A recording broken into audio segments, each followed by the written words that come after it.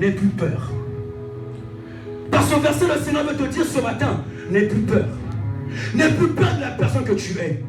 N'aie plus peur de la personne que tu es. Arrête de te sous-estimer. Alléluia. Moïse disait, mais Seigneur, comment ils vont me croire? Ils ne pourront pas me croire. Alléluia. Comment ils vont reconnaître que le Saint d'Israël m'est apparu? Dieu lui dit, qu'est-ce que tu as dans ta main? Et c'est la question que je veux te poser cet après-midi. Qu'est-ce que tu as dans ta main? Alléluia. Moïse s'attendait à ce que Dieu lui dise, reçois une puissance extraordinaire, reçois un feu extraordinaire. Non, Dieu lui a dit, qu'est-ce que tu as dans ta main? Moïse dit, un simple bâton. À tes yeux, certaines choses que tu as, tu les trouves simples. Mais c'est avec ces choses que Dieu va t'élever. C'est avec ces choses que Dieu va marcher avec toi. Dieu dit à Moïse, jette ce bâton. Le bâton devient un serpent. Moïse fuit. Dieu lui dit, non, c'est la preuve que je suis avec toi. C'est la preuve. Quand tu vas aller devant Pharaon, tu vas dire, libère le peuple d'Israël. Tu vas lui montrer ces choses. Alléluia. C'est pourquoi je veux te dire cet après-midi, retourne en Égypte toi aussi. Retourne dans ce pays. Là où on a fait de toi esclave depuis des générations. Là où on a fait de toi esclave depuis des années. Là où on a fait de toi esclave depuis des mois. Récupère ta vie. Récupère ta vie. Récupère ta santé. Israël était captif. La Bible déclare que le temps de la captivité était passé. Le peuple d'Israël devait sortir, docteur. Il devait sortir.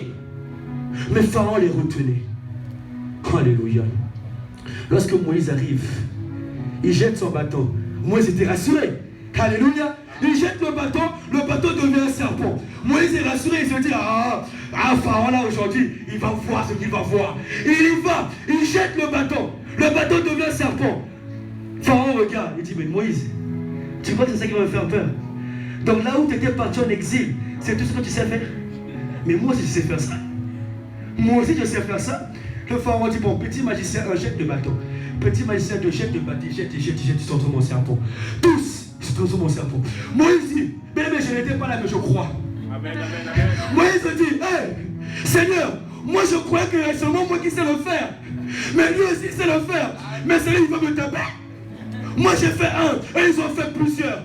Mais la Bible déclare que le serpent de Moïse, même s'il était seul, ce n'était pas un serpent ordinaire. Ce n'était pas un serpent ordinaire. Le serpent de Moïse a raflé tous les serpents de Pharaon et il est sorti victorieux. Malgré les personnes qui vont vouloir t'intimider, qui vont vouloir te dire des choses, toi ne tremble pas.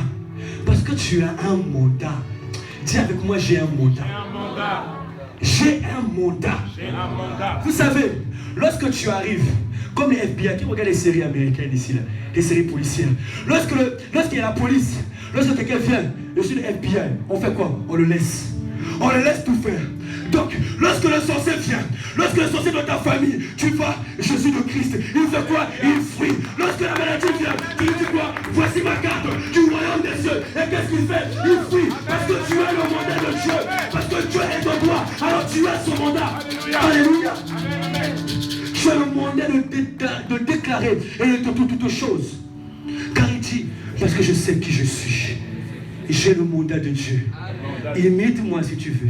Fais comme moi si tu veux. Mais toi, tu ne sais pas ce que moi je fais dans la nuit. Toi, tu me vois seulement dans la journée. Je suis en train de modérer. Tu dis, je vais faire comme MJ. Moi aussi, je vais modérer. Mais tu ne sais pas les nuits que j'ai passées affamé pour le chercher. Les choses que j'ai passées affamé pour le trouver. Pour qu'il descende et qu'il me donne son mandat.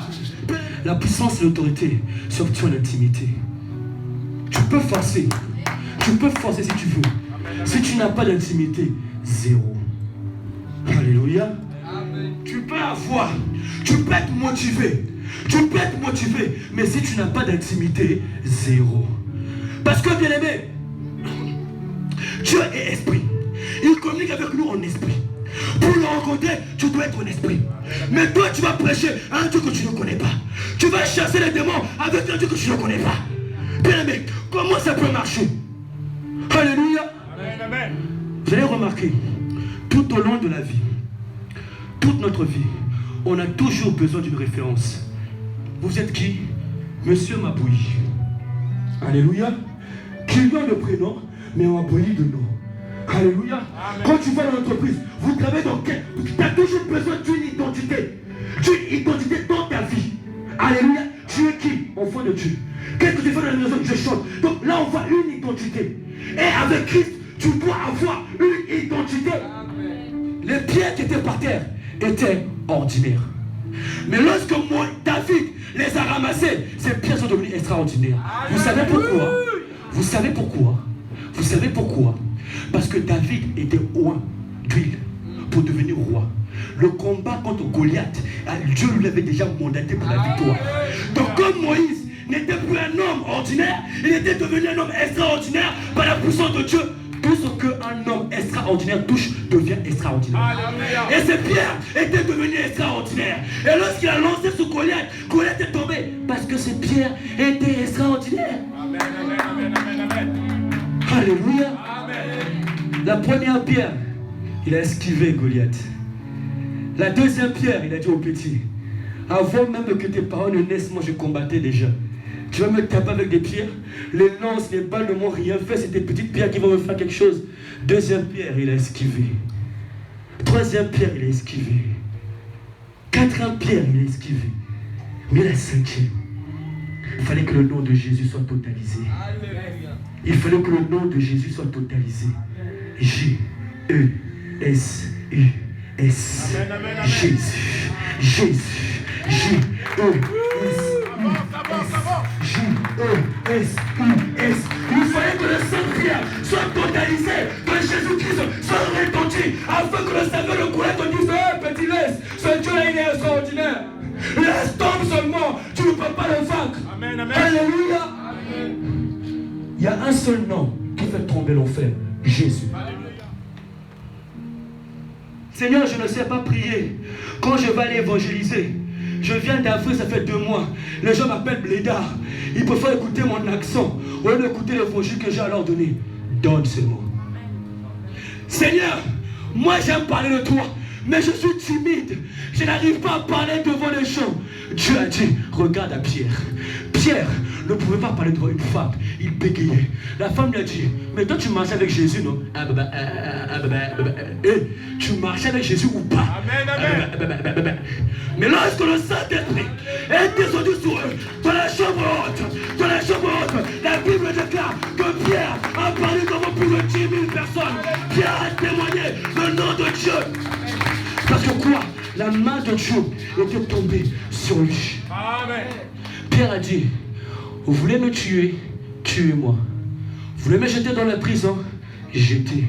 Mais moi, je ne peux pas me taire face à ce que j'ai vu. Alléluia. Je ne peux pas me taire face à ce que j'ai entendu. Amen. Même quand je dors, mon âme dit, réveille-toi, va évangéliser à Garsarcelle. Réveille-toi, va parler à Epenat. Réveille-toi, va faire ceci. Parce que j'ai une soif qui déborde de toutes choses. Alléluia. Amen. Et tout ça est créé par la main de Dieu dans ma vie. Parce que cette main ne dérobe pas. Cette main ne détruit pas. Mais cette main construit.